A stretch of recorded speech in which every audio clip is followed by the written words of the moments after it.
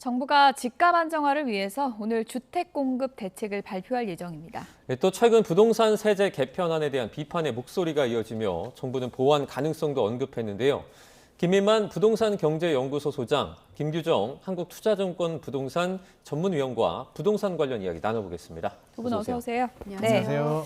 김민만 소장님, 일단 부동산 대책 관련해서 여러 가지가 있겠지만 또 중요한 축이 이제 공급이잖아요. 네. 지금까지 이제 정부도 공급 대책 여러 번 내놨고 하는데 집값 잡는데 큰 소용이 없었던 게 이제 왜 그런 걸까요? 이제 그거하고 똑같은 거죠.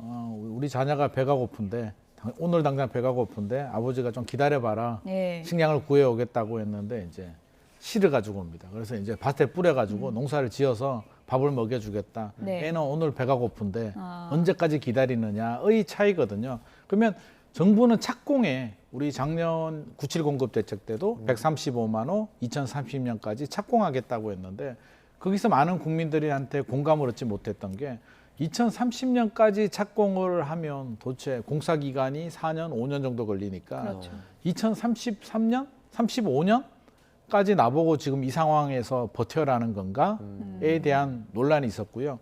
2030년은 정말 착공할 수 있을까에 대해서도 지금 벌써 한 1년 넘었잖아요. 지금 뭔가 착공이 들어가야 되는데 지금도 착공이 안 들어가고 있고 또 과거 사례를 보게 되면 문재인 정부 때 발표를 굉장히 많이 했거든요. 그렇죠. 윤석열 정부 때도 서리풀 지구 2만 세대 하고 있는 거야. 과거에 발표된 것도 제대로 하고 있는 거 맞아라는 어떤 굉장히 의심찬 눈초리를 보고 있는데 비슷한 패턴의 공급 대책들이 계속 반복이 됐기 때문에 계속 곰탕을 끌리니까 이제 우리는 스테이크 먹고 싶은데 아마 이번 공급 대책은 저는 좀 스테이크 같은 게 나와줬으면 좋겠는데 또 곰탕을 재탕 삼탕 할까 봐 사실 좀 걱정은 됩니다. 그러니까 청사진만으로는 부동산 민심에 큰 영향은 없었다, 지금까지는. 그러기에는 너무 늦은 것 같습니다. 그게 첫 번째 대책, 문재인 정부가 없었다면 뭔가 기대를 할 수가 있는데 계속 반복을 해왔기 때문에 이제는 실질적으로 좀 체감할 수 있는 최악의 전월세 안에서 뭔가 희망을 찾을 수 있는 내용이 없다면 이번 공급 대책도 비판을 받을 수가 있고요. 좋은 내용들, 희망을 찾을 수 있는 내용이 나온다면 성공으로 또 평가를 받을 수도 있을 것 같습니다. 지금 비유를 해주신 마치 스테이크 같은 그런 정책은 지금 시점에서 좀 어떤 것들이 있을까요?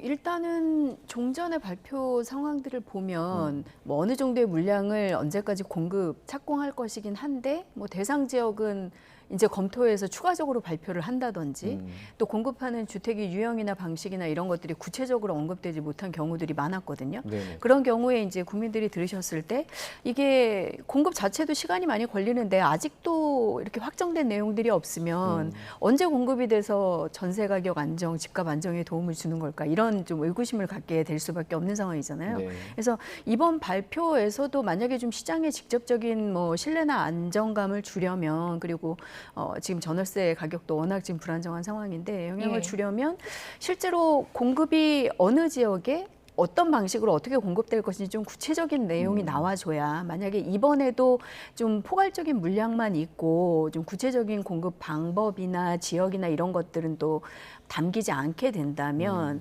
아마 최근에 발표된 세법 개정안에 대해서도 좀 얘기가 많은데 복합적으로 좀 불만들이 커질 우려가 좀 있지 않나 걱정이 됩니다. 예. 여기가 들어갔네 할 정도로 이제 관심 있는 곳이 이제 발표가 될지도 상당히 이제 관심인데 용산 어린이공원 부지 같은 경우에는 오세훈 서울시장이 강하게 반대하고 있는 곳이잖아요. 네. 그러면 좀 현실적으로 어려워지는 건가요? 어떻게 보십니까? 서울시와 용산구청이 반대하면 현실적으로 좀 어렵지 않나 싶고요. 문재인 정부 때도 이제 같은 게 반복이 됐는데 그린벨트 푸는 부분에 대해서 그 당시 같은 당이었음에도 불구하고 박원순 전 서울시장이 강력히 반대를 하면서 그린벨트는 거의 손을 대지 못했습니다. 그러면 용산공원도 현실적으로 구청장이나 서울시장이 오케이 해주려면 여론 자체가 전적으로 거의 90% 이상 압도적인 지지를 받아야 되는데 이번에도 가족공원에 임대 짓겠다라고 하니까 그 앞에 근저 화환이 엄청 많은 화환들이 주민들이 보낸 게 이제 됐다고 합니다. 그럼 주민들이 강력히 반발을 하겠다는 건데 용산구청장이나 서울시장이 주민들을 반대를 무릅쓰고 강행을 한다? 현실적으로 좀 어려운 부분이 있기 때문에 저는 하더라도 그 소수의 물량을 가지고 현재의 주택시장을 해결하기는 좀 어려울 것 같고요. 그걸 강행할 만큼의 효과는 좀 어렵지 않나 생각을 합니다. 예. 용산 어린이공원 말고 노원구에 있는 그 태릉 골프장 부지도 있잖아요. 이것도 아마 뭐 서울시나 그쪽 뭐 구청의 협조가 뭐 당연히 필요하겠죠. 그렇죠. 지금 이제 추가적인 검토 조사뿐만 아니라 인허가권을 가지고 있는 서울시와의 좀 긴밀한 협조가 필요한 상황인데 지금 뭐 흘러나온 얘기로는 정부와 서울시와의 이제 미팅이나 조율이 좀 너무 부족했고 늦게 시작됐다라는 지적들이 이미 나와 있는 상황이다 보니까 이번에 발표된 내용에서 실제로 좀 주택 수요자들이 원하고 있는 서울이나 좀 서울과 가까운 수도권 근교의 그린벨트 해제라던가 이런 네. 것들이 담길 수 있을지에 대해서는 저희는 좀 기대를 하고는 있습니다만 쉽지는 좀 않을 것으로 판단이 됩니다. 네. 뭐 재개발이 공급에 도움이 된다 안 된다 이 논쟁도 좀 있습니다. 오세훈 시장 같은 경우에는 이제 재개발이 확실히 도움이 된다는 주장이고 이재명 대통령은 되는지 모르겠다 좀 회의적인 입장이잖아요. 재개발은 어떻습니까? 공급 관련해서 어떤 대책이 나와야 될까요? 그때 언제였죠? 한 2달 전이었나요? 김용범 정책실장이 닥치고 공급이라고 예. 얘기를 했거든요. 닥치고 공급에는 재건축 재개발도 포함이 되고 비아파트도 포함이 되고 신규 택지도 포함이 되고 유휴부지도 저는 포함이 된다고 생각을 합니다. 그러면 물불 가리지 않고 진행을 하는 게 맞고요. 재건축 재개발에 대해서 이제 정부가 좀 소극적인 건 제가 이해를 하자면 진행 과정에서 마지막 단계에서 관리 처분 인가가 나오면 이제 이주를 하고 멸실을 하게 되는데 그 과정에서 멸실을 하게 되면 기존에 있는 집들이 없어지게 되고 예. 이주를 하게 되면 지금 안 그래도 전월세난이 심각한데 더 문제가 불거질 수도 있고 예. 그럼 4년 후에 이제 새 아파트가 완공이 되는데 비싼 아파트죠.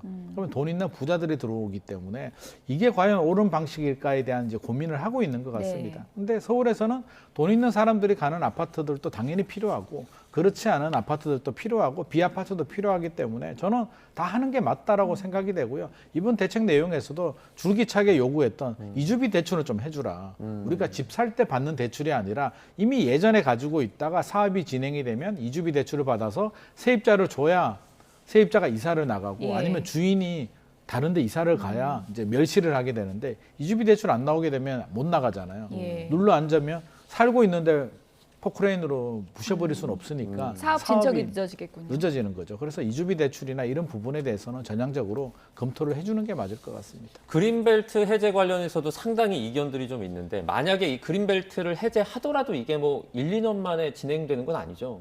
그렇죠. 그린벨트 해제를 해서 어떻게 이제 주택 공급을 할 건지 기본 계획부터 시작해서 이제 토지에서 혹시 이제 좀 거주하고 계셨던 분들이나 건물 같은 것들이 있다면 또 보상하고 수용하고 이런 과정들이 다 필요하기 때문에 뭐 길게는 10년 이상 사실 걸리는 사업일 우려들이 좀 있는 거죠. 그래서 지금 시장에서는 좀 빠르게 지을 수 있는 뭐 비아파트 유형들에 대한 공급 계획, 또 한켠에서는 아파트를 다들 희망을 하시니까 도심 정비 사업이나 이런 것들을 통해서 재개발 재건축을 좀 빠르게 할 수 있는 방법, 그리고 완전히 새롭게 택지를 조성하는 그린벨트 해제나 신규 택지 같은 것들 이렇게 복합적으로 여러 가지 방안이 다 담겼으면 좋겠다라는 생각들을 좀 하고는 있습니다. 자, 뭐 지금 방금 전에 언급해 주셨는데 비아파트 관련한 정책도 혹시 나올까 이런 것들이 좀 관심이 쏠리는데 어떻게 보세요? 좀 많이 좀 나올까요? 나올 수밖에 없지 않을까요? 왜냐하면 아파트는 공사 기간만 4년이 걸리기 때문에 비아파트 공급이 되려면 비아파트는 6개월에서 1년 만에 공급이 되니까 짧네요. 지난번 5월에 한번 발표는 됐어요. 발표가 됐고 아마 이번 내용에는 이번 대토론회 때를 제가 좀 유출을 해보게 되면 총리 토론회 때 이제 건축하시는 분들이 나와서 많은 민원을 좀 제기를 했습니다. 네네. 그래서 PF 대출 좀 건드려달라, 브릿지론 건드려달라, 뭐 이런 얘기들이 많이 나왔기 때문에 그런 실효적인 공급자 입장에서 아마 대출을 좀 풀어주는 내용들이 저는 반영이 되지 않을까 기대를 하고 있는데 그럼에도 불구하고 많은 내용들이 나올지에 대해서는 좀 지켜봐야 될 것 같습니다. 네, 정부의 부동산 추가 공급 대책, 금융 대책 어떤 내용인지 들어보시죠. 안녕하세요. 인사드리겠습니다. 국토교통부 장관 김윤덕입니다. 지금부터 전월세 및 매매시장 안정을 위한 주택 신속 공급 방안에 대해서 보고 드리겠습니다. 최근 아파트와 다세대, 연립 등 일반 주택 모두 매매, 전세, 월세 가격이 매우 크게 상승하고 있습니다. 이는 22년부터 지속된 착공 부진에 따라 입주 물량은 감소했지만 높은 경제 성장률과 유동성 등으로 주택 수요가 증가한 데서 기인한 것으로 판단됩니다. 주택 공급에는 장시간이 소요되어 수요와 시차가 존재하고 특히 주택 공급의 대부분을 차지하는 민간 부문과 일반 주택의 공급 회복이 더딘 점은 이러한 수급 불균형을 가중시키고 있습니다. 이로 인해 청년, 서민의 주거비 부담이 커지고 집값 상승에 따라 실수요자의 내 집 마련이 어려워진 상황입니다. 이에 정부는 전월세 시장과 매매 시장의 동반 안정을 위해 주택 신속 공급 방안을 마련했습니다. 이번 공급 방안은 5가지 측면에서 기존 대책과 차별됩니다. 첫째, 공급 물량 확대뿐만이 아니라 공급 속도의 획기적인 혁신을 통해 정책 발표와 공급 사이의 시차를 최소화함으로써 수급 분리체에 따른 집값 불안을 완화하고자 합니다.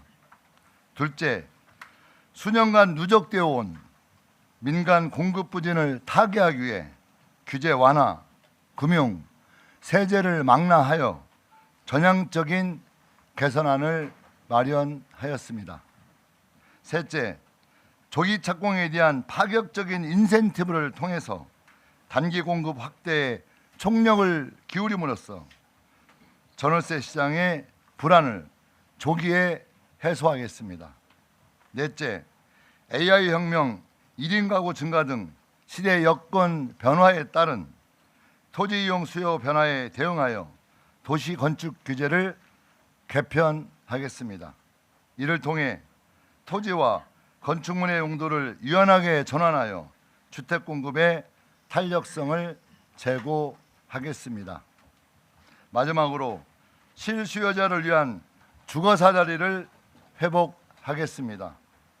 결혼 페널티 해소, 부담 가능한 분양주택 공급과 보편형 공공임대, 민간 주도형 장기임대 공급을 통해 실수요자를 위한 자가 임차 수요를 지원하겠습니다. 이와 같은 방향성 아래 사업 유형별 맞춤형 솔루션을 제공하여 구칠 대책 등 기존 대책의 이행력과 속도를 높이고 수도권에서 23만 호 이상의 주택을 추가 공급하는 한편 국민들이 부담 가능한 주거 선택지를 확대해 나가도록 하겠습니다. 구체적인 추진 방안을 말씀드리겠습니다. 첫째, 수도권 공공택지에 충분한 주택을 신속히 공급하겠습니다. 우선 공공택지의 최단기 착공 모델을 마련하겠습니다.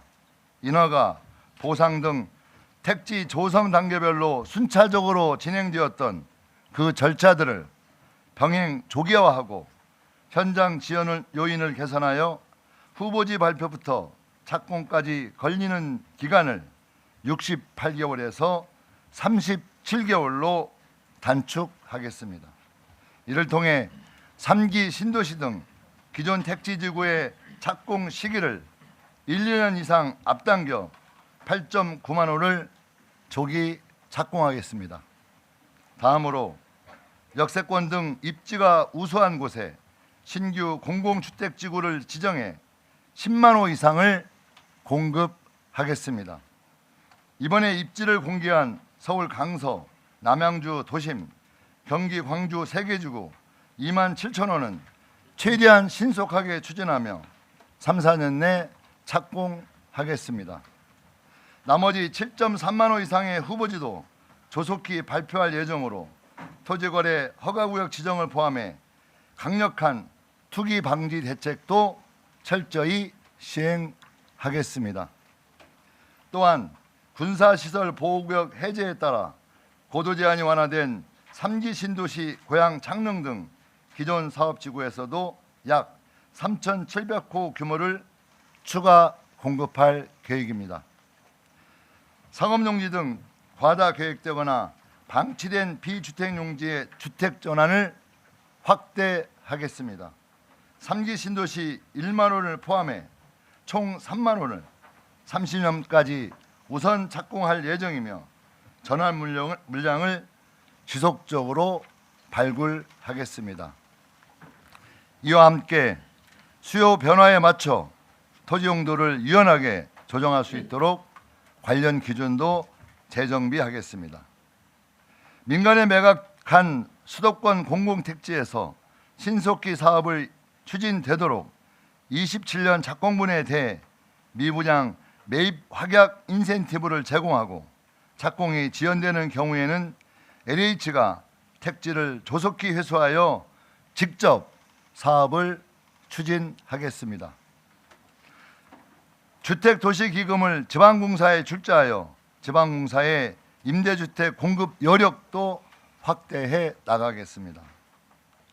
둘째, 주거 수요가 많은 도심의 공급을 확대해 나가겠습니다. 먼저 1월 29일 발표한 모든 부지를 30년 내 착공하겠습니다. 강서군 부지 등 내년 3,000호 착공을 시작으로 공급을 본격화할 예정이며 태릉CC, 과천 경마장, 방첩사 등 주요 사업지들은 기존 시설 이전과 착공 시기를 앞당겨 29년에 착공하겠습니다. 재개발, 재건축 사업은 추진 속도를 높여 30년까지 수도권 23.4만 호 착공을 차질 없이 지원하겠습니다. 신속히 추진하는 사업장에 대한 혜택을 높이고 현장 맞춤형 규제 개선과 사업장별 관리를 강화하겠습니다. 먼저 신속한 착공을 위해 이주비 대출 개선, 공공기여 임대주택 인수 가격 추가 상향 등의 패키지 인센티브를 마련하겠습니다. 아울러 재개발 조합 설립 동의율 완화와 같은 현장 건의 과제들을 전향적으로 개선하고 국토부 내 중재위원회 신설 등을 통해 갈등과 분쟁을 신속히 해결하겠습니다. 신속한 사업 추진을 위해 조합 임원 보상 페널티 체계 정비, 공공 재개발 사업 처리 기한제 도입 등도 추진하겠습니다. 주민 수요가 많은 도심 공공주택 복합 사업은 23년 이내 중단되었던 신규 공모를 재개하였습니다. 하반기 중 서울 1, 2만 호 규모의 후보지를 발표하고 수도권 2차 공모를 추진하겠습니다. 아울러 현물 보상권에 대한 양도세 특례 신설, 중도금 납부 시기 조정 등을 통해 주민 부담을 완화하고 30년까지 5.1만 호 착공 목표를 차질 없이 달성하겠습니다. 소규모 정비 사업은 이주비 지원을 늘려 30년까지 2.2만 호를 착공하겠습니다. 특히 27년부터 기금 지원 대상을 소규모 재건축까지 확대하고 신속한 추진이 가능한 공공참여형 사업에 대해서는 조합 방식보다 기금을 추가 지원하는 한편 위탁 수수료도 국비 지원하여 사업 추진을 활성화하겠습니다. 재개발, 재건축, 도심 복합 사업 및 소규모 정비 사업을 통해 서울의 장기 평균인 연 2.2만 원보다 더 많은 3만 원을 공급하겠습니다. LH 매입 임대 사업은 건설 사업자에 대한 토지, 건물 취득세 감면을 27년 70%, 28년 50%로 한시적으로 대폭 확대하고 건설 사업자에게 토지 양도시 양도세를 15% 감면하는 등 파격적인 지원을 제공하여 도심 공급 물량을 극대화시키겠습니다. 또한 매입 가격은 거래사례 비교법을 원칙으로 하되 수도권 규제 지역에서는 공사비 상승분을 27년까지 착공 시에 15%, 28년은 10%까지 반영할 수 있는 원가법을 병행하여 조기 착공을 유도할 계획입니다. 도심 내 저이용 부지를 활용한 공급도 활성화하겠습니다.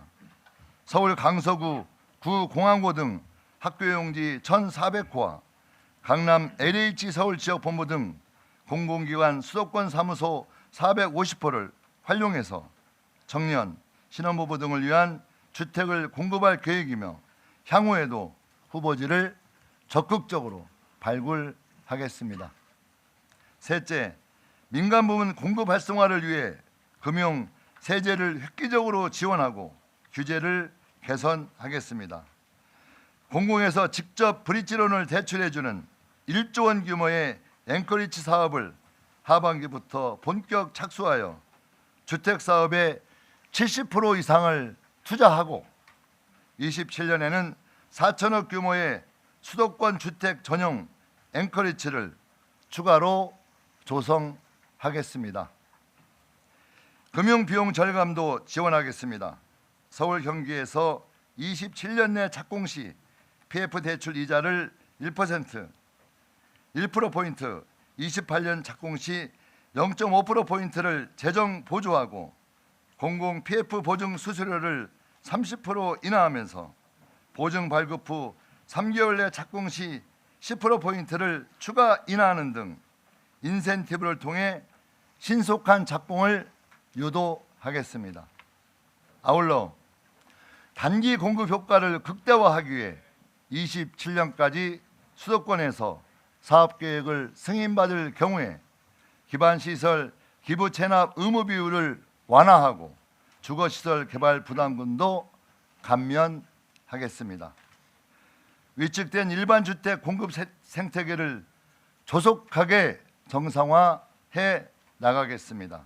지난 5월 26일 마련한 일반 주택 공급 확대 방안이 9월 본격적으로 시행될 예정입니다. 근본에는 다세대 다가구 주택의 건축 면적 상향, 층수 제한 및 1조 규제 완화, 기금 대출 확대 등 지원 사항을 추가적으로 마련하였습니다. 신축 일반 주택 매입 시 주택수 제외 특례도 당초 27년에서 28년까지 연장하겠습니다. 도심 주택 공급을 위한 도시계획 규제도 합리화하겠습니다. 주상복합의 주거 비율을 100% 미만에서 지역 여건에 맞게 정할 수 있도록 하고 시도 간에도 준공업 지역 대체 지정이 가능하도록 하겠습니다. 급변하는 AI 시대에 맞춰 주거와 업무 시설의 균형 방안을 마련하고 민간 비주거 용지의 주거 용지 전환 모델과 용도 지역 체계 등 발전 방향도 종합적으로 검토할 예정입니다. 넷째, 청년과 신혼부부 등 사회 초년생도 내 집을 마련할 수 있는 기회를 확대해 나가겠습니다. 혼인신고 후 부부 소득을 합산할 경우 정책 대출을 받지 못하는 등 소위 결혼 페널티 문제를 해소하겠습니다. 아울러 청년들이 적은 초기 비용으로도 내 집을 마련할 수 있도록 공공 분양의 약 15%를 지분 적립형 또는 수익 공유형으로 공급하고 금년 4분기부터 분양에 착수하겠습니다. 보편형 공동임대주택 유형을 신설하여 우수한 입지에 품질 좋고 부담 가능한 주택에서 오래 안심하고 거주할 수 있도록 지원하는 한편 20년 이상 운영되는 공공지원 민간임대 모델을 도입하고 맞춤형 장기 모기지 상품을 출시하여 장기 민간임대주택 공급도 촉진하겠습니다. 또한 청년 보편형 전세임대 제도를 신설하고 청년, 신혼부부, 고령자 특화주택을 공급하는 등 수요층에 맞춰 포용적인 임대주택을 확대하고 집주인 세입자 상생을 위한 전월세 안심식탁 사업도 연내 시범 추진하겠습니다. 마지막으로 이러한 정책적 노력이 일회성에 그치지 않도록 지속적으로 공급 상황을 점검하고 보완할 수 있는 범정부 특별주택공급 거버넌스를 구축하겠습니다. 국무총리 주재 범정부 주택 신속 공급 점검 회의를 신설하여 주택 공급 이행 상황 점검 조정 기능을 강화하고 국토부 제1차관을 단장으로 신속 공급 혁신단을 설치하여 지방 정부와 함께 현장 애로 요인을 적극 해소하는 등 공급 현장을 밀착 관리하겠습니다. 이번 공급 방안을 마련하기 위해 타운홀 미팅, 간담회, 대국민 토론회를 통해서 많은 국민들과 사업 주체 의견을 들었습니다. 국민의 목소리를 통해 다시 한번 확인한 것은 국민 주거 안정을 위해서는 공급 기반을 무엇보다 튼튼하게 세우는 것이 중요합니다. 국토교통부는 공공과 민간을 가리지 않고 공공이 해야 할 일은 신속하게 이행하고 민간이 잘하는 분야는 과감하게 뒷받침함으로써 국민이 원하는 주택을 국민이 원하는 곳에 충분히 그리고 적기에 공급하기 위해 최선을 다하겠습니다. 국민 누구나 안심하고 살 수 있는 주거 안정을 꼭 실현하겠습니다. 고맙습니다. 이어서 금융위원장의 브리핑이 있겠습니다. 네, 안녕하십니까. 금융위원회 위원장 이혁원입니다. 정부는 지난해 6.27 대책 이후 부동산 시장 안정을 위해 투기적 대출 수요를 차단하고 한정된 금융 자원이 필요한 곳에 쓰이도록 가계대출을 일관되게 관리해 왔습니다. 그러나 수도권을 중심으로 가격 상승 기대가 이어지는 등 위험 요인이 여전히 상존하는 만큼 부동산 시장 안정을 위한 총력 대응을 위해 근본 종합 대책을 마련하게 되었습니다. 공급 측면에서는 주택 공급을 앞당기는 금융 지원을 대폭 확대하고 수요 측면에서는 투기적 수요는 철저히 차단하되 실수요자의 자금 애로는 세심하게 배려하는 방안입니다. 정부가 세 차례 부동산 대토론회를 통해 들은 국민들의 목소리도 같았습니다. 금융을 통해 부동산 투기 수요를 더 확실히 관리해달라는 요구가 있었고 아울러 실제로 집을 짓는 곳과 실수요자에게는 금융이 보다 원활하게 공급되어야 한다는 요구가 있었습니다. 이에 투기로 가는 돈은 더 촘촘히 관리하고 주택 공급과 실수요에 필요한 금융은 더 힘있게 뒷받침하겠습니다. 첫째, 주택 공급을 촉진하는 데 금융이 앞장서겠습니다. 이를 위해 금융의 힘을 주택 공급 확대와 착공 촉진에 적극 활용하겠습니다. 사업성이 있는 주택 사업에는 PF 보증과 민간 자금을 보다 원활하게 공급해 실제 착공과 공급으로 신속히 이어지도록 하겠습니다. PF 사업에 대한 공적 보증 공급 규모를 올해 23조 원, 내년에는 33조 원 수준까지 확대하고 보증 수수료 인하와 조기 착공 인센티브를 통해 금융 지원의 속도와 공급 효과를 함께 높이겠습니다. 민간 금융권의 역할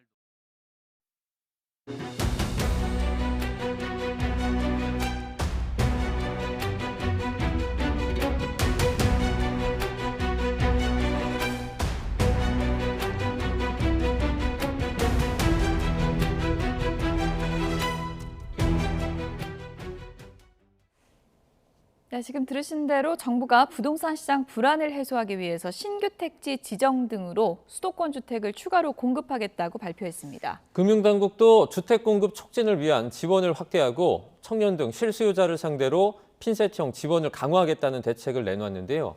취재기자 연결해서 알아보겠습니다. 윤태인 기자, 오늘 공급 대책 핵심 내용 정리해 주시죠. 네, 오늘 발표된 부동산 추가 공급 대책의 축은 크게 두 가지입니다. 신규 택지 지정을 통한 신규 물량 공급과 기존 물량에 대한 공급 속도를 높이는 건데요. 정부는 우선 신규 공공주택지구 지정을 통해 수도권에 10만 호를 공급하겠다고 밝혔습니다. 오늘은 세 곳만 발표됐는데요. 정부는 서울 강서구 염창동과 경기 남양주시 와부읍 일대, 경기 광주시 장지동 일대를 신규 공공주택지구로 지정해 주택 2만 7천 호를 공급할 예정이라고 설명했습니다. 나머지 7만 3천 호에 대해서는 앞으로 추가 신규 택지 지정을 통해 공급하겠다는 계획인데 정부는 올해 안에 추가로 발표하겠다는 뜻을 밝혔습니다. 이와 관련해 정부 관계자는 신규 택지의 경우 지자체는 물론 관계 중앙부처와도 협의가 필수적인 만큼 관련 절차를 모두 마무리하는 대로 순차적으로 발표할 것이라고 설명했습니다. 기존 공급지에 대해서는 착공 조기화 목표로 설정했습니다. 우선 이재명 정부 임기 내 135만 호 착공이라는 목표를 이루기 위해 착공 기간을 최대 31개월 앞당기는 공공택지 최단기 모델을 구축하겠다고 밝혔습니다. 이어서 오는 2030년까지 태릉과 과천, 용산 등 모든 공급 부지들을 착공해 공급 속도를 높이겠다고 설명했습니다. 이 밖에도 정부는 비주택 용지에 대한 주택 전환 확대와 도심 공공주택 복합사업 신규 추진, 학교 용지와 노후 청사 활용 등을 통해 공급 물량을 추가로 확보할 방침입니다. 네, 금융당국에서는 금융지원 확대하겠다 이런 방침도 밝혔는데 구체적으로 어떤 내용입니까? 네, 금융위원회는 일관된 수요관리 기조하에 청년 등 실수요자를 위한 핀셋형 지원을 강화하겠다고 밝혔습니다. 보금자리론과 관련해서는 신혼부부의 소득 여건을 현행 부부 합산 기준에서 부부 중 한 명의 연소득 기준으로도 심사할 수 있도록 해 결혼 페널티를 해소하겠다고 설명했습니다. 또 청년층 주거 지원 사업으론 자가와 전세 등 모든 주거 형태를 맞춤형으로 지원하겠다고 밝혔는데요. 자가 마련과 관련해서는 만 39세 이하 생애 최초 주택 구입 청년에 대해 생애 최초 LTV 우대 혜택은 유지하면서 월세 수준의 원리금으로 4억 원 이하의 비아파트 마련할 수 있도록 지원하는 청년 미래 보금자리론을 출시한다고 설명했습니다. 다만 수요 관리 기준을 유지하는 만큼 투기적 대출 수요 차단을 위해 LTV와 DSR 규제 비율, 주담대 대출 한도는 유지됩니다. 전세대출 보증 제한 대상도 현행 다주택자와 투기지역 등의 아파트 취득자에서 투기적 목적의 비거주 1주택자로 확대되고요. 전세대출 보증 비율도 1주택자는 수도권 규제 지역에서 70%, 그 외 지역 80%로 각각 현행에서 10%포인트씩 축소되는 등의 조치가 시행됩니다. 금융당국은 이와 더불어 주택 공급 촉진을 위한 금융지원도 확대하겠다고 밝혔습니다. 현재 26조 3천억 원인 부동산 PF 보증 공급을 최소 47조 원대까지 끌어올려 정상 사업장에 대한 자금 지원을 확대하고 부실 사업장의 신속한 정상화를 촉진한다는 등의 방침을 내놨습니다. 이 가운데 주거 사업장에 대해서는 PF 자기자본 비율 규제를 2년 동안 한시적으로 유예해 주택 공급을 촉진합니다. 또 이주비 대출 LTV 산정 방식도 종전 자산평가액과 종후 자산평가액 가운데 큰 금액으로 선정하도록 해 정비사업도 지원한다는 계획입니다. 금융당국은 주택 공급 확대와 청년 등 실수요자 지원 등을 위해 올해 가계부채 총량 증가율을 기존 1.5%에서 3% 수준으로 올려 관리할 계획이라고 설명했습니다. 지금까지 경제부에서 YTN 윤태인입니다. 정부가 오늘 발표한 신규 택지 가운데 공급 규모가 가장 큰 지역은 경기도 남양주 일대입니다. 고려대 덕소 농장 등 와부읍 그린벨트 지역을 활용해 2만 1,700호를 2030년 안에 착공하는 게 목표인데요. 현장에 YTN 취재기자가 나가 있습니다. 차유정 기자, 지금 어디에 나가 있습니까? 네, 저는 남양주시 와부읍 일대에 나와 있습니다. 제 뒤로 작은 밭이 보이죠? 사실상 보시는 것처럼 거리 관리가 안 된 방치되어 있는 곳으로 보입니다. 이 앞쪽에는 임시 건물, 임시 창고처럼 보이는 곳이 있고 저 뒤쪽에는 집들이, 주택들이 몇 채 간간히 있고 비닐하우스들, 낡은 비닐하우스들이 빼곡히 들어서 있는 모습도 있습니다. 저 뒤로 보이시는지 모르겠지만 덕소 신도시 일대 모습도 보이는데요. 빽빽한 고층 건물이 개발이 정체된 이곳과 아주 대비를 이루고 있습니다. 이곳이 바로 수도권 개발제한구역 그린벨트로 묶여있는 지역입니다. 지난 1970년대에 지정돼서요. 사실상 반세기 가까이 묶여 있습니다. 정부 계획이 이곳 228만 제곱미터, 69만 평 일대에 주택 2만 1,700호를 짓는 겁니다. 정부는 기존 철도망 연계를 강화하고 농생명 바이오 클러스터를 조성할 계획입니다. 우선 내년 하반기까지 지구 지정을 마친 뒤 2029년 하반기까지 보상을 마치고 30년 상반기에는 주택 착공에 들어간다는 목표를 가지고 있습니다. 네, 뭐 그린벨트 일대 생생한 현장 모습을 볼 수 있었는데 공급 부족을 해소하는 효과가 좀 있을까요? 네, 이 그린벨트 해제는 통상 수도권 지역에 수만호 대규모 공급이 가능한 점이 가장 큰 장점이죠. 다만 중요한 게 과연 수요자가 선호하겠느냐 이것입니다. 입지를 보면요, 이곳은 경의중앙선 도심역과 인접해 있습니다. 경의중앙선만 타면 환승 없이 서울 주요 지역으로 이동도 가능합니다. 다만 이 지역이 워낙 광범위해서 구역 위치에 따라 역으로의 접근성 차이도 좀 커 보입니다. 정부는 앞으로 교통대책을 세워서 철도망 연계를 강화하겠다고 밝혔습니다. 사실 이번 대책 발표 전에 얘기가 솔솔 나왔던 강남권 그린벨트 지역과 비교하면 도심 접근성이 떨어지긴 합니다. 오늘 정부는 발표한 택지 외 나머지 7만 3천 호에 대해서 지자체와 협의를 거쳐서 연내에 추가로 발표할 방침입니다. 네, 해당 지역이 이제 2030년이 착공 목표인데 당장 단기적인 공급 효과는 기대하기 힘들 것 같아요. 네, 일단 최근 수년간 착공 부족으로 당장 향후 3년간 입주 절벽이 예정돼 있습니다. 후보지 발표한 뒤에 그린벨트를 풀고 지구계획 승인받고 보상 절차하고 착공 입주까지 하면 10년은 대충 걸린다고 보시면 됩니다. 물론 정부가 최근 이 그린벨트 해제 면적을 총량 규제에서 제외를 해서 정부 주도로 그린벨트를 나설 수 있도록 제도적인 기반을 마련하긴 했지만 당장의 공급을 부족을 해소하기에는 역부족으로 보면 됩니다. 게다가 주거지 보존을 원하는 주민들을 설득하고 지자체와 원만하게 조율하는 일도 큰 과제입니다. 오늘 추가로 발표된 다른 신규 택지 지역도 좀 알아보죠. 네, 먼저 서울 강서구 염창공원 부지에 1.5만 평 주택 1,000호를 공급합니다. 주요 절차를 통합 시행하고 보상을 좀 신속히 해서 33개월 만인 2029년 착공을 계획하고 있습니다. 경기 광주 역세권 일대도 신규 택지에 이번에 포함됐는데요.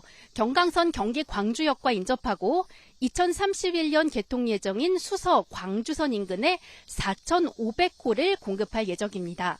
이 일대는 2029년 하반기까지 보상을 마치고 30년 상반기 내 착공하는 게 목표입니다. 지금까지 경기도 남양주 그린벨트 지역에서 YTN 차유정입니다. 네, 아마도 이제 가장 중요한 건 당장 신규 공급이 어디에 얼마큼 되느냐 이 부분이겠죠. 전문가 두 분 지금 나와 계신데요. 김인만 소장님, 27,000호 세 곳이거든요. 공급 양으로 봤을 때는 어느 정도라고 보세요? 27,000호면 적은 양은 아닙니다. 우리가 광교 신도시 정도의 규모로 보여지고요. 평촌 신도시가 4만 호 정도 되니까 기본적인 신도시 물량 정도는 됩니다. 근데 이제 발표된 게 이제 세 곳이고 나머지는 추후 발표하기로 했는데 많은 분들이 관심 가지는 게 이제 서울이잖아요. 예. 서울의 주택 문제가 심각한데 강서구의 공원 부지 1,000호 정도밖에는 되지 않습니다. 네. 일반적인 그냥 아파트 하나의 부지이기 때문에 이 1,000호를 가지고 서울의 수요를 충족하기는 어려울 것 같고요. 가장 많은 물량이 앞서서 이제 우리 기자님 나가 계시는 남양주입니다. 남양주 21,700호가 공급될 예정이라고 하는데 남양주는 3기 신도시 왕숙 1, 2주구 합치면 한 68,000호 정도 되거든요. 예. 열심히 진행하고 있고 아마 내용을 보게 되면 올 하반기에 18,000호, 내년에 27,000호 공공택지 분양이 예정되어 있는데 예. 상당 물량이 남양주에 집중이 되어 있습니다. 남양주는 물량도 충분히 많은 지역인데 21,700호가 추가되면 역설적으로 서울의 수요가 일정 부분 뭐 분산이 될 수도 있습니다만 교통망이 중요한데 경의중앙선은 사실 좀 선호하지 않은 불편한 노선이기 때문에 추가 교통망이 좀 갖춰져야 될 것으로 보여지고요. 남양주에 너무 많은 물량들이 지금 집중되고 있기 때문에 이 수요를 어떻게 분산을 하는지 또는 공급 과잉 우려, 2030년이 넘어가게 되면 공급 과잉 우려도 있기 때문에 남양주 지역의 밸런스를 맞출지도 관건이 될 것 같습니다. 네. 앞서 이제 뭐 가장 중요한 게 그 위원님께서도 말씀해 주셨지만 어떤 지역에 어느 정도 규모의 그 공급이 이제 발표가 될 것인가 이 부분이었잖아요. 그런데 연내 10만 호를 이제 공급 발표하겠다고 했는데 정확하게 장소와 규모를 말한 건 27,000호뿐이거든요. 그렇죠. 나머지는 아직 뭐 어디에 할지 어느 정도 규모인지도 모르는 거잖아요. 네, 연내 발표를 한다고 하니까 지금부터 종전에 언급됐던 서울 근교나 주변에 있는 그린벨트 그리고 서울시와도 추가적으로 좀 공급할 수 있는 부지들에 대한 논의가 더 돼야 되지 않나 싶은데 일단 오늘 대책 발표가 나오기 전에 뉴스 등을 통해서 들으셨을 때는 아마 기존에 이제 그린벨트가 남아 있는 강남권에서는 뭐 내곡동이나 세곡동 지역 그리고 송파 쪽에서도 방이동 후면 쪽에 남아 있는 소규모 그린벨트나 뭐 수서 역세권 지구에서 좀 짜투리 부지들 뭐 이런 것들이 언급이 됐었거든요. 네. 근데 그런 내용들이 아직 협의가 되지 않은 탓인지 이번에 이제 대상 지역으로는 전혀 언급이 되지 않은 상황이라서 예. 그런 서울 주요 지역에서 수요자들이 선호하는 근거리에 있는 그린벨트 추가 해제 이런 것들이 좀 발표가 연내에 나올 수 있을지 좀 지켜봐야 될 것 같고요. 앞서 이제 대상 지역이 발표된 27,000호 정도의 경우에는 앞서 이제 소장님도 말씀하셨지만 서울권이 1,000가구밖에 되지 않다 보니까 네. 아무래도 좀 서울에서 신규 공급을 생각하셨던 분들은 조금 실망하셨을 수도 있을 것 같아요. 근데 다만 그 염창 부지는 좀 오랫동안 방치됐던 공원이어서 예. 일부 이제 민간 소지 필지들을 정리하면 조금 빠르게 공급할 수 있는 소규모 물량이어서 예. 대상으로 지금 언급된 청년 주택이 뭐 그 중에서 어느 정도가 분양 혹은 임대로 나올지는 지금 확정 발표된 게 없습니다만 네. 그 대상자가 될 수 있는 무주택 청년층의 관심은 조금 있을 수 있는 9호선 이제 교통 인프라 같은 것들이 좀 이미 조성이 되어 있는 도심 지역이기 때문에 네. 그나마 좀 관심들을 끌지 않을까 싶습니다. 그리고 서울만 따져보면은 내용 중에 태릉 CC나 과천 경마장, 방첩사 이런 내용이 이제 언급이 됐고 2029년 착공 뭐 계획대로면 3년도 안 남은 거거든요. 현실화될 가능성은 어떻게 보세요? 일단 뭐 열심히 한다는 게 전제 조건이 될 것 같고요. 예. 프로세스를 바꾼다는 이제 내용들이 들어가 있습니다. 그래서 68개월 걸리는 걸 37개월로 줄이겠다라는 내용들이 들어가 있는데 이게 처음 발표됐으면 아마 상당한 기대를 많이 가졌을 텐데 네. 이제 문재인 정부 때도 태릉 CC 빨리 하겠다고 했는데 결국에는 되지 않았거든요. 그래서 이번이 아마 또 한 번의 시험대가 될 것 같고요. 저는 그런 생각도 듭니다. 태릉 CC에 이제 뭐 8,000호가 공급이 될지 10,000호가 공급이 될지는 해봐야 되는데 앞서서 보듯이 이제 강남권이라든지 한강벨트권이 아니기 때문에 많은 수요자들이 얼마나 호응을 해줄지는 관건이지만 그래도 빨리 공급됐으면 좋겠다는 바람이고요. 나머지 지역에 대해서는 대체 부지가 필요하거든요. 예. 특히 이제 경마장 같은 경우는 워낙 넓은 부지에다가 접근성이 좋아야 됩니다. 경마장을 저기 포천 쪽에 하게 되면 사람들이 많이 안 갈 거잖아요. 그래서 강력한 반발도 있고 대체 부지 찾는데 어려움이 겪고 있기 때문에 경마장 또 2029년에 착공이 들어갈지에 대해서는 진짜 열심히 해야 될 것 같고요. 그 결과에 대해서는 저는 잘 됐으면 좋겠다는 마음입니다. 지금 언급한 태릉 CC나 뭐 과천 경마장이나 이런 곳들이 사실 새롭게 어떻게 발굴한 그런 택지는 아니잖아요. 그러니까 기존에 있던 걸 빨리 하겠다는 건데 그 방식으로 뭐 인허가 절차를 함께 이렇게 병행을 하거나 아니면 이주비, 사업비 이런 거 지원하거나 세제 인센티브 주거나 이런 것들로 이제 방법을 꼽았는데 이런 것들을 통해서 한 절반 정도 그러니까 빠른 속도를 좀 내서 진행하는 데는 무리가 없는 겁니까?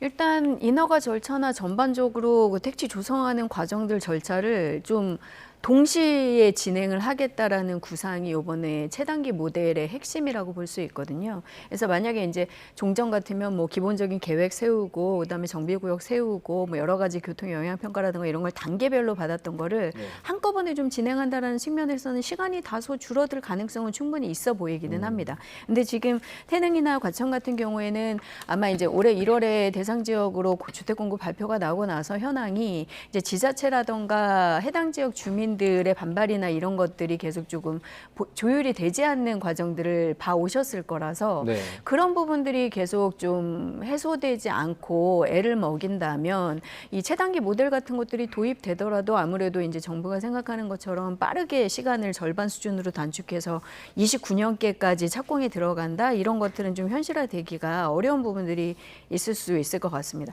같은 방식으로 마찬가지로 지금 진행하고 있는 뭐 3기 신도시 공급이라든가 이런 이런 것들도 계속 좀 1, 2년 정도 단축을 하겠다라는 건데 모델적으로 이론적으로는 가능한 방법으로 보여지긴 합니다만 결국에는 현실적으로 진행하는 과정에서 지자체와의 협의 문제, 주민들의 반발, 또 보상의 이제 시간 지연 이런 것들이 워낙 좀 예상보다는 해결하기 쉽지 않은 부분들이기 때문에 어느 정도 정부가 계획만큼 앞당길 수 있을지는 조금 지켜봐야 될 문제인 것 같습니다. 네. 이번엔 정치권 반응 좀 보겠습니다. 민주당은 잠시 뒤에 의원총회를 열어서 조금 전 정부가 발표한 부동산 대책 내용 등에 대해서 당 차원의 의견 수렴을 합니다. 이재명 정부의 부동산 정책은 실패라며 연일 정부 때리기를 이어가고 있는 국민의힘에서는 어떤 반응이 나올지도 관심이 쏠립니다. 국회 취재기자 연결합니다. 양동훈 기자. 네, 국회입니다. 네, 오늘 발표된 정책 관련해서 정치권 반응 나왔습니까? 네, 여야 모두 아직 공식 입장을 내놓지는 않고 있습니다. 다만 더불어민주당은 잠시 후인 오후 1시 반 국회에서 국민의힘이 민생 입법을 방해하고 있다는 내용의 규탄 대회를 연 뒤 이어 의원총회를 개최할 예정입니다. 부동산 공급 대책은 물론 앞서 발표된 세제 개편안 등에 대한 당내 의견 수렴을 위한 자리입니다. 한병도 당대표 직무대행은 아침 회의에서 정부가 방금 발표한 부동산 추가 공급 대책 관련 논의를 진행할 예정이라고 밝혔습니다. 또 부동산 문제가 정부와 당 지지율 하락의 중요한 원인 중 하나로 꼽히고 있는 만큼 최근 발표 뒤 비판이 이어진 세제 개편안 등에 대한 의견도 폭넓게 수렴할 방침인데요. 주택 공급을 위해서는 국회에서 관련 법안을 신속하게 처리하는 게 중요하다며 국민의힘의 협조도 거듭 당부했습니다. 민생과 주택 공급을 강조하면서 정작 이를 뒷받침할 법안 처리를 1년 가까이 미루는 이유가 도대체 무엇이란 말입니까? 이런 가운데 장동혁 대표가 위원장을 맡은 국민의힘 부동산 정책 정상화 특별위원회는 수도권 3기 신도시를 찾았습니다. 공공분양주택 뉴홈이 본청약을 앞두고 대출 조건이 바뀌었다는 논란이 불거진 곳인데 장 대표는 정부가 사실상 분양 사기를 벌인 거라고 목소리를 높였습니다. 또 이재명 정권이 국민의 삶과 청년의 미래에 관심이 없어서 폐버스, 청년주택 같은 황당한 정책을 내놓는 거라고 비판 수위를 높였습니다. 네, 민주당의 당권 주자들 사이에서도 부동산 정책과 관련된 언급들이 나오고 있죠. 네, 송영길 후보는 오전 국회 기자회견에서 집은 지어서 풀어야 한다며 용산 미군 반환 부지에 아파트 5만 호를 지어 청년과 신혼부부 등 무주택자에게 사실상 반값 아파트로 분양하겠다고 강조했습니다. 정청래 후보는 자신의 SNS를 통해 1년간 부동산 공급을 위해 뭘 했다는 건지 참 답답할 노릇이다. 총리까지 하신 분이 LH에 대해 파악도 못하고 있다며 김민석 후보를 겨눴습니다. 민주당 당권주자 3명은 4일 남은 전당대회를 앞두고 당심 챙기기에 여념이 없는데요. 박빙 선두를 달리고 있는 김민석 후보는 지하철 출근길 인사로 하루를 열고 오후에는 퇴근길 인사에 이어 시장과 번화가를 향할 예정입니다. 정청래 후보는 지역구인 마포에서 출근길 인사를 한 데 이어 전통시장을 찾고요. 송영길 후보는 언론 인터뷰를 이어가고 있는데 정청래 후보가 말을 자주 바꾼다며 붕어 IQ라고 발언했다가 정 후보의 반발을 사기도 했습니다. 네, 국민의힘은 본격적으로 선거 소송에 나선다고요. 네, 어제 중앙선거관리위원회는 지난 6.3 지방선거와 관련해 국민의힘 등이 제기한 선거 소청 261건을 모두 기각하거나 각하했다고 밝혔죠. 장동혁 대표는 뻔뻔함과 무책임함, 셀프 면죄부라며 선관위에 대한 비판 수위를 높였는데요. 선거 소송을 통해서 다시 싸우겠습니다. 그리고 제대로 된 특검을 임명해서 모든 진실을 낱낱이 밝히겠습니다. 국민의힘은 이르면 오늘 법률자문위원을 선임하는 등 본격적인 소송 태세에 들어갈 예정입니다. 또 국민의힘은 이재명 대통령의 재판 취소를 막겠다며 당내에 설치한 특별위원회 회의도 열었는데요. 위원장 주진우 의원은 권력형 게이트이자 대공 사건인 쌍방울 대북 송금을 밝혀낸 박상용 검사에게 수사 잘했다고 상을 주기는커녕 징계하려 든다며 목소리를 높였습니다. 또 당 법률자문위원회는 정부와 민주당의 보안수사권 폐지 추진에 따른 국민 기본권 침해와 위헌성을 다투겠다며 잠시 뒤인 오후 2시 헌법재판소에 헌법소원 심판 청구서를 제출할 예정이라고 밝혔습니다. 지금까지 국회에서 YTN 양동훈입니다.